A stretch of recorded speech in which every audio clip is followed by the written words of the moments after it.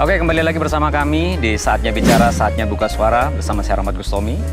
Hari ini kita akan mendiskusikan tentang tantangan Pancasila hari ini bersama Pak Dr. Anas. Ya. Pak Anas, gini. Ini ya sebenarnya agak normatif ya, pertanyaan normatif bahwa Pancasila itu kan hari-hari ini digugat gitu loh, hari-hari ini digugat. Kalau mau jujur mengatakan itu kan artinya bahwa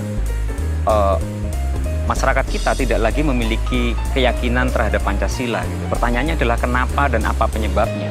Ini yang harus kita diskusikan, saya pikir.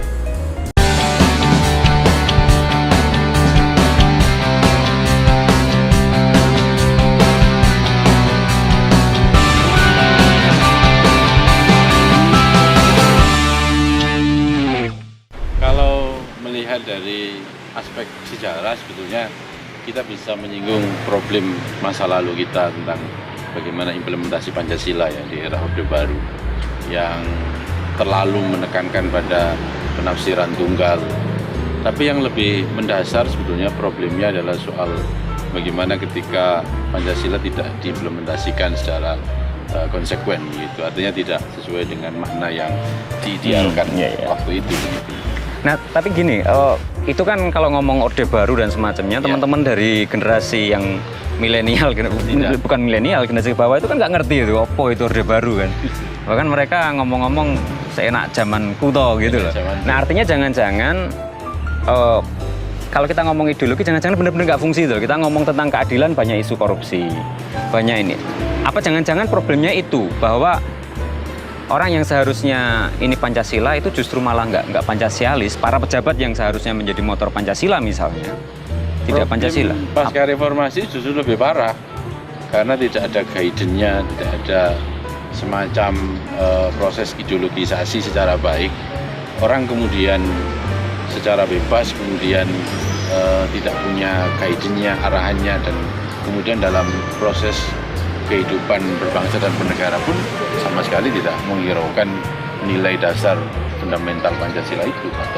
Tapi kalau ngomong guidance nanti ujung-ujungnya interpretasi tunggal lagi seperti di zaman Orde Baru. Nah, ini kan problem-problem yang harus kita hadapi menurut saya.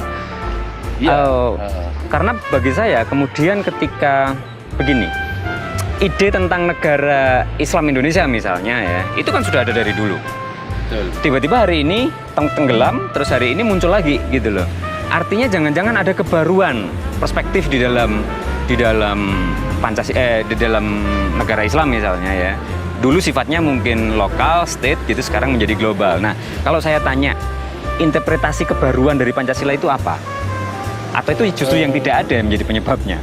Sampai hari ini memang yang terjadi adalah keragaman interpretasi begitu. Dan kalau di ranah akademik kita tahu banyak para penafsir yang expert begitu, tapi kemudian ketika ini tidak diideologisasikan begitu, tafsir ini tidak disebarluaskan, maka kita juga tahu di era reformasi banyak orang yang menafsirkan juga secara sepihak, sesuai dengan kelompoknya, bahkan sesuai dengan kepentingannya. Itu yang terjadi sebetulnya, realitas hari ini.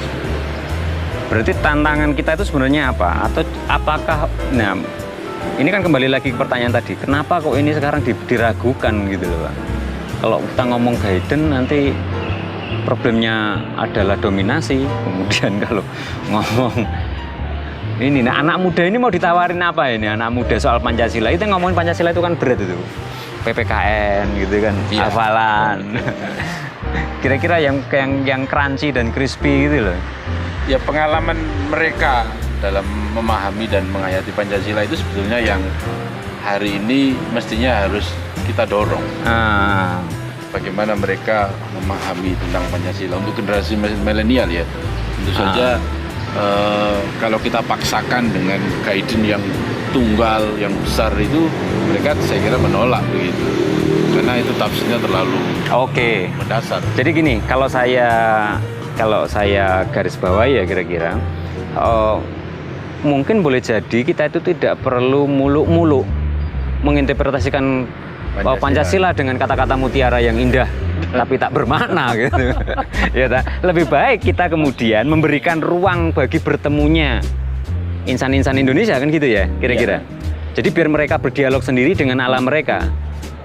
Karena problem hari ini tantangannya kan begini, ruang-ruang kita itu kan makin eksklusif, iya kan? Yang seagama ngumpul seagama, kos-kosan aja sekarang ada agamanya, yang sesuku ngumpul sesuku. Kita kalau di Malang ini ngomongnya bahasa Malangan gitu. artinya ruangnya ini jangan-jangan yang kurang gitu. Ya, ruangnya kurang dan hari ini kecenderungan watak primordialisme bangkit kembali di ranah publik sebetulnya. Di samping juga problem fundamentalisme agama juga ikut mewarnai ya dalam kebangsaan kita. Jadi saya kira memang ada banyak titik-titik persoalan yang hari ini menurut saya tidak bisa diselesaikan dengan model Pancasila yang dianggap maha itu. Dalam arti orang kemudian harus patuh terhadap tafsirnya pemerintah itu, tapi harus kemudian membumikan atau berangkat dari realitas kekinian. Saya potong, ini ada hubungannya nggak dengan kemajuan teknologi dan semacamnya. Artinya jangan-jangan ini tuh muncul karena ruang-ruang nyata itu semakin berkurang. Jadi saya kumpul dengan orang semakin berkurang, tapi ruang-ruang maya yang lahir itu bukan menjadi ajang untuk pertemuan, tapi ajang untuk perkelahian secara tidak langsung. Kan enak ini kalau misuin orang lewat kalau kita misuin orang ngumpatin orang secara langsung kan orangnya langsung balas kan. Kalau di dunia maya kan nggak ketahuan. Apakah itu juga kira-kira punya pengaruh ya? Sedikit banyak ya pasti kalau bicara tentang teknologi, tapi dalam konteks implementasi Pancasila kan itu harus dimanfaatkan sesuai dengan kebutuhan kita hari ini sebetulnya. Ini berarti ada tantangan, ada perubahan zaman dan kemudian membawa efek pada tantangan-tantangan baru terhadap Pancasila. Artinya kita sepakat bahwa hari ini kita perlu interpretasi baru, atau bukan reinterpretasi baru, tetapi pengkayaan interpretasi. Pengkayaan interpretasi ya. Kemudian yang kedua, kita perlu mungkin tidak terlalu banyak kata-kata manis, tetapi lebih banyak praktek-praktek bagaimana kemudian kita akan membangun imaji-imaji tentang Pancasila. Ya, untuk generasi milenial seperti itu, tapi yang sebetulnya yang juga tak kalah menjadi seringkali terjadi gesekan di masyarakat itu adalah penafsiran-penafsiran antara kelompok itu yang berujung pada truth climb. Itu bagaimana kira-kira kita menanggapi hal yang lebih? Oke, baik Panas ya. Ini nanti kita lanjutkan lagi ya. Kita lanjutkan lagi setelah yang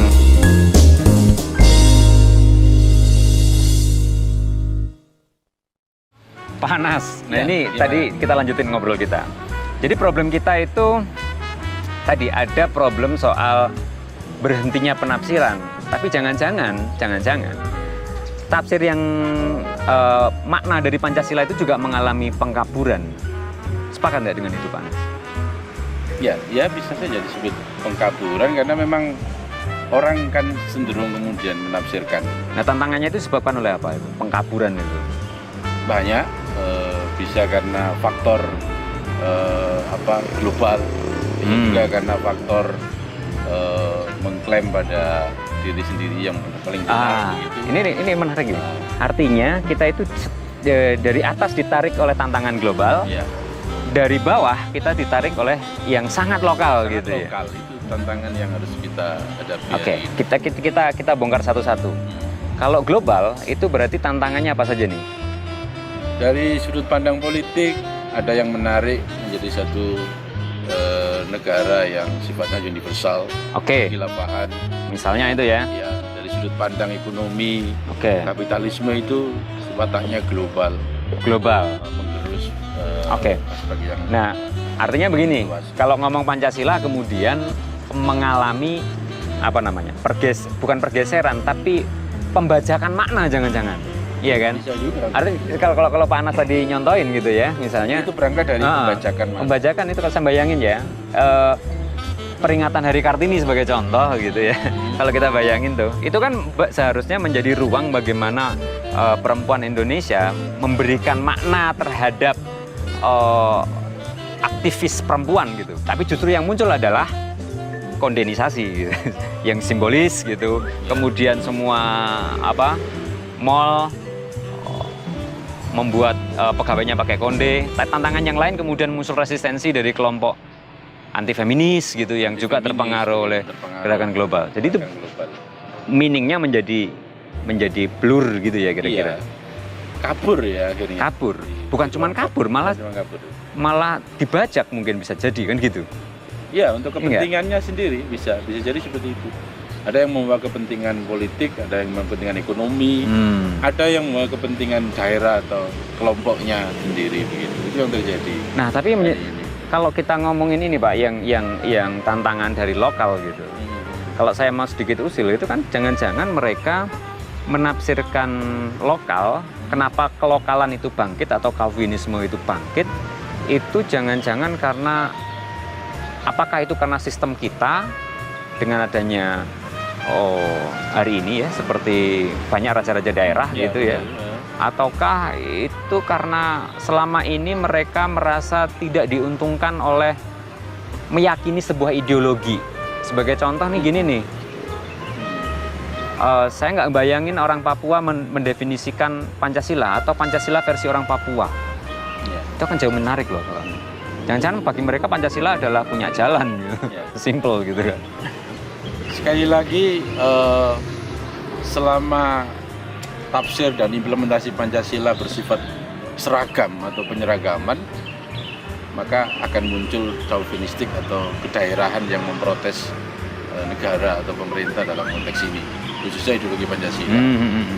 Tapi yang harus kita pahami bahwa Indonesia ini memang berangkat dari kedaerahan yang pada satu titik kan kemudian kita mampu melepaskan chauvinistik itu, lalu kita bersepakat konsensus tentang keindonesiaan kita gitu. Tapi ketika kemudian setelah disepakati lalu ternyata kesepakatan itu tidak mampu diwujudkan begitu dengan baik, maka mereka tentu akan protes dengan gerakan-gerakan yang sampai mengarah pada separatisme. Itu tantangan dari sisi menarik bawah ya saya kira itu. Jadi yang saya pahami itu gini, kalau kita mau menafsirkan Pancasila itu bukan kemudian identitas itu dilebur dan kemudian satu-satunya identitas dalam Indonesia. Tapi kita bayangin itu kayak jajan pasar gitu. Iya kan? Jajan pasar itu ada onde-onde, ada cenil, ada geduk gitu. Mereka diakui satu-satu, tetapi tetap dinamain jajan pasar gitu. Ini beda dengan bakso kan? Yang namanya bakso itu ya bakso gitu. Ketika pentolnya nggak pernah diakui eksistensinya, kuahnya nggak pernah diakui. Tapi jajan pasarnya, penyeragaman. Orang nggak bisa beli pentol saja, nggak bisa beli kuah saja kan. Kalau jajan pasar kan beda. Orang bisa memilih dengan apa yang dia sukai. Nah, kalau dibilangin tadi itu ya salah satunya karena kapitalisme juga, karena sistem politik juga, karena ini ya. Oke, itu. Sampai ke sana tidak bisa dipungkiri, Mas Tommy, tentang bagaimana dominasi kapitalisme terhadap penafsiran Pancasila, khususnya di bidang ekonomi begitu, itu menggerus sisi norma keadilan yang sesungguhnya bersifat proporsional. Proporsional itu kan sesuai dengan konteksnya masing-masing. Kalau Papua misalnya kekurangan di sini, ya itu kita angkat begitu. Nah ini perlu nggak kita dorong teman-teman Papua untuk mendeskripsikan Pancasila versi orang Papua? Wah keren itu. Ya kan? Dalam bingkai Pancasila kan. Nah iya tentu kan gitu. Kan selama ini kan versi yang kita dengar adalah, mohon maaf nih, versi Orde Baru, versi para akademisi seperti Pak Anas, yang ngomongannya daki-daki itu. Versi kelompok-kelompok dominan. Atau kelompok dominan Pancasila bersyariah gitu. Pancasila bersyariah itu Pancasila berinjil gitu. Itu kan jadi problem kan kemudian. Itu problem, ya. Tapi menurut saya sih nggak apa-apa, mereka menafsirkan. Tetapi yang paling menarik adalah bagaimana supaya orang yang vulnerable, orang-orang yang rentan, orang yang bukan minoritas ya bahasanya, orang-orang yang tersingkirkan itu juga malah dikasih privilege untuk menyuarakan apa itu Pancasila. Iya. Pancasila versi orang gembel, boleh. Anak jalanan, mahasiswa kos-kosan yang belum bayar uang, belum bayar SPP. Misalnya begitu. Artinya mereka jangan-jangan punya mana Pancasila yang spesifik dan itu lebih substantif daripada omongannya daki-daki para filsuf Pancasila. Ya betul Mas. Bisa. Kecenderungan hari ini kan kita harus mendengarkan itu yang selama ini tersingkir itu. Ke permukaan atau ke ruang publik ya. Ya bahasanya Gayatri itu let subaltern speak. Subaltern speak Iya ya. kan? Mari subaltern berbicara. Berbicara, kenapa mereka harus berbicara? Karena mereka itu adalah kalau dikasih ruang ngomong aja belum tentu ngomong. Iya. Iya kan? Apalagi nggak dikasih. Apalagi dikasih ruang gitu. Maka pilihan pentingnya adalah kasih ruang. Kasih ruang. Oke, kita sepakat di sini. Saya kira itu. Ya. Baik teman-teman, kita lanjutkan lagi setelah yang satu ini. Terakhir nih. Terakhir Ini penting ini. Penting buat kita semua. Terus sobat, kita harus ngapain ini? Ya, Bentar dulu saya potong. Ini kan gimana? apakah perlu kita membentuk lembaga baru yang kemudian bertugas menemukan Pancasila? Wah, ada ini proyek saja. Wah, tapi pertanyaannya itu loh, memang kalau ideologisasi diproyekkan itu nggak bisa, Bo. Poinnya adalah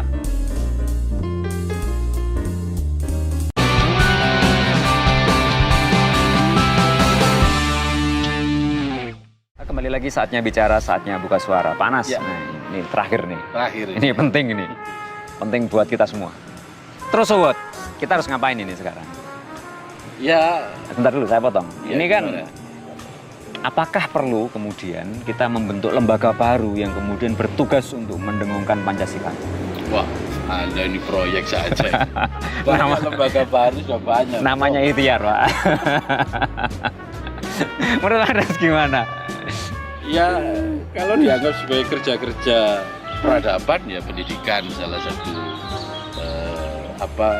penyangga utama yang harus dipertahankan. Kemudian kekuatan civil society juga harus didorong.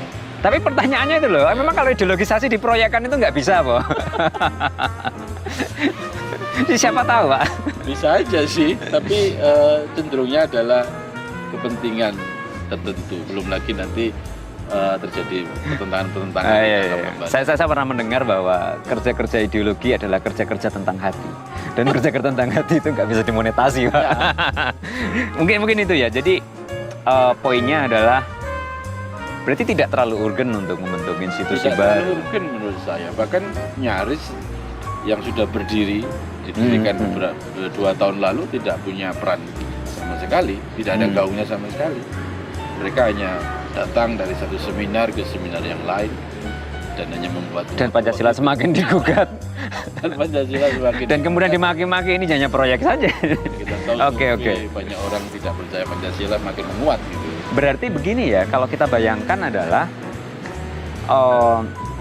jangan-jangan kita tuh perlu mengembalikan lagi fungsi-fungsi Ya, dari seluruh sistem yang ada gitu lah. Kalau saya bayangkan ya, betul. problem dari kalau kita baca dalam konteks model sosial misalnya, problem dari sebuah masyarakat yang multikultural seperti kita itu adalah ketika tidak tercipta ruang-ruang publik bersama, itu nggak ada ruang melting pot, nggak ada ruang orang ngobrol, Ya. itu akan menciptakan bentuk-bentuk kauwinis, kemudian primordial yang Iya. lain. Menurut Panas, kalau kita lihat itu, apakah kemudian sistem pendidikan mulai pendidikan dasar dan semacamnya itu Sampai perguruan tinggi. ya sampai perguruan tinggi misalnya, apakah kemudian mempraktekkan nilai Pancasila? Ya, kalau mempraktekannya kan yang disebut pendidikan kan proses, Pak Tom. Jadi menurut saya ruang yang kosong hari ini di dunia pendidikan itu adalah bagaimana pertama mungkin di level internalisasi itu berjalan, habituasi itu dilakukan, lalu sampai pada level implementasi atau pembudayaan itu juga dilakukan. Nah, level-level ini yang sebetulnya harus dijalankan secara sistematis. Kalau mau saya gini misalnya, apakah kemudian bahkan di lembaga-lembaga pemerintah dan semacamnya, Iya, orang itu justru menjadikan ruang-ruang yang seharusnya titik pertemuan dari banyak identitas itu menjadi ruang-ruang yang primordial. Misalnya mohon maaf nih, iya. di dalam sebuah kantor ada saya orang Tuban aja ngumpul, gitu. Betul. Orang agama tertentu saja ngumpul. Ini justru kan itu menimbulkan Buat kelompok tertentu di dalam kan. Nah, apakah itu kemudian tanpa harus berwacana wacinu yang rumit-rumit, Pak, itu kira-kira perlu kita kembalikan lagi menjadi ruang melting pot, ruang titik bersama? Ya, itu satu jalan yang untuk memotong, karena begini, karena kenapa kemudian hari ini kita mengalami kondisi itu di kantor dan seterusnya, Ya karena dari pendidikannya sudah dibentuk untuk pengotakan-pengotakan itu. Apalagi nanti dari anak kecil ya, misalnya dari SD, SMP, SMA begitu. Susah, Pak. Prasangka itu akan muncul akan muncul, apalagi kemudian itu dihadirkan pada ruang yang miliknya negara, itu kan sangat berbahaya sekali. Artinya bisa jadi benih ditanam di situ, kemudian nyebarnya di sosmed. Iya. Ya, itu implikasi luarnya ya. Nah, berarti harus diperbanyak itu ruang-ruang warkop-warkop, warung-warung kopi yang tempat ngobrol semua orang. Kalau iya diperbanyak, iya. Tapi juga kalau dianggap ini kerjaan berat, iya juga sebetulnya. Iya, oke.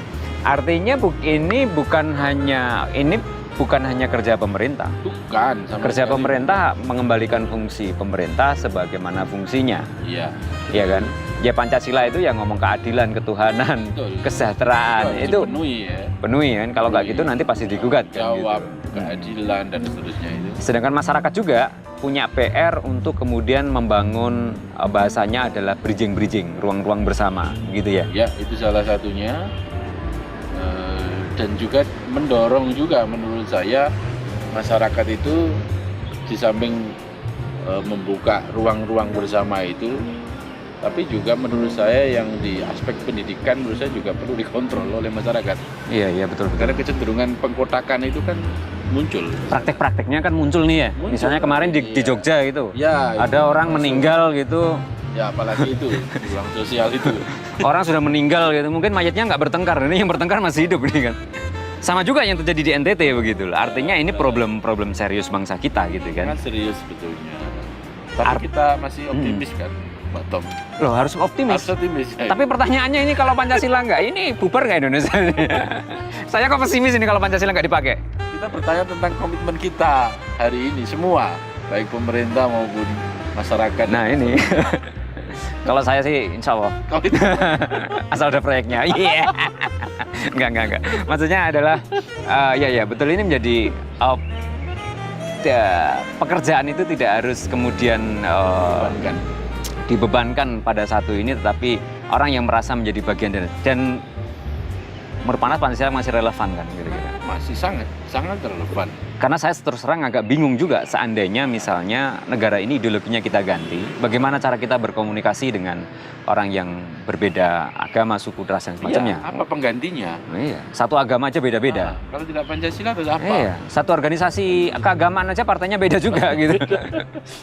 Satu partai aja itu nanti ininya beda. Patronnya beda-beda. Nah ini yang jadi masalah. Oke, baiklah pemirsa, mungkin itu yang bisa kita petik hari ini.